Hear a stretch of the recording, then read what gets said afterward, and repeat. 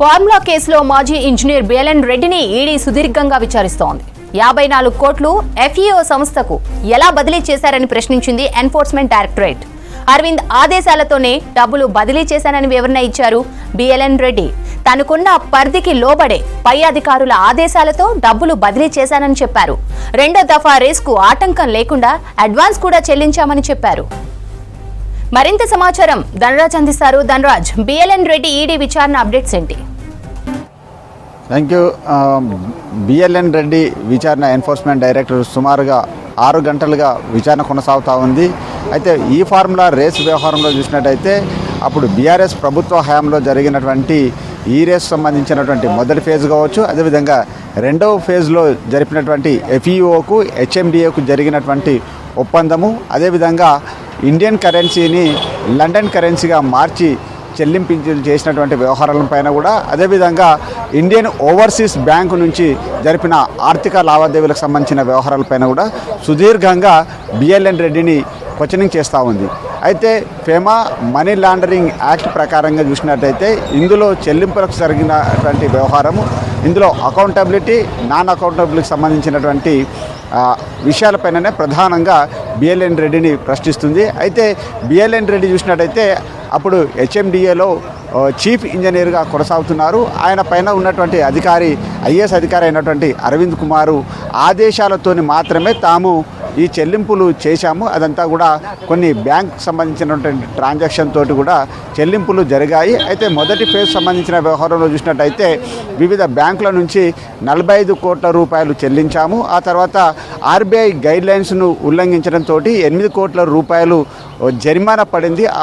ఆ విషయం కూడా ఇటు బిఎల్ఎన్ రెడ్డి ఈడీ అధికారులకు సమాచారం ఇవ్వడంతో ఎప్పటికప్పుడు ఈ ఎన్ఫోర్స్మెంట్ డైరెక్టరేటు చూసినట్టయితే బిఎల్ఎన్ రెడ్డి ఇచ్చినటువంటి సమాచారాన్ని కూడా రికార్డ్ చేస్తూ ఉంది. అయితే ఇందులో చూసినట్టయితే దురుద్దేశపూర్వకంగా లేనప్పటికీ కూడా పై అధికారులు చెప్పినటువంటి ప్రాసెస్నే తాను కొనసాగించాను. ఏదైతే మొదటి ఫేజ్ తర్వాత సెకండ్ ఫేజ్ సంబంధించినటువంటి వ్యవహారంలో ఏఎస్ నెక్స్ట్ అనే కంపెనీ వైదొలగడంతో ఆ ఫార్ములా రేసును నిర్వహించేందుకు గాను ఇటు కేటీఆర్ అరవింద్ కుమార్కు ఆదేశాలు ఇవ్వడం, అరవింద్ కుమార్ నుంచి తనకు ఆదేశాలు జారీ అయినటువంటి క్రమంలోనే హెచ్ఎండిఏలోని ఎంఏయుడి నుంచి నిధులకు సంబంధించినటువంటి బదలాయింపులు జరిగాయి. అవన్నీ కూడా కొన్ని బ్యాంకులకు సంబంధించినటువంటి డీటెయిల్స్ అన్నిటిని కూడా ఇచ్చినట్లుగా ఇటు బిఎల్ఎన్ రెడ్డి నుంచి సమాచారం తెలుస్తూ ఉంది. మరోవైపున చూసినట్టయితే ఇందులో పై అధికారులు ఏదైతే ఆదేశించారో వాటన్నిటిని కూడా తాను తూచా తప్పకుండా పాటించానంటూ కూడా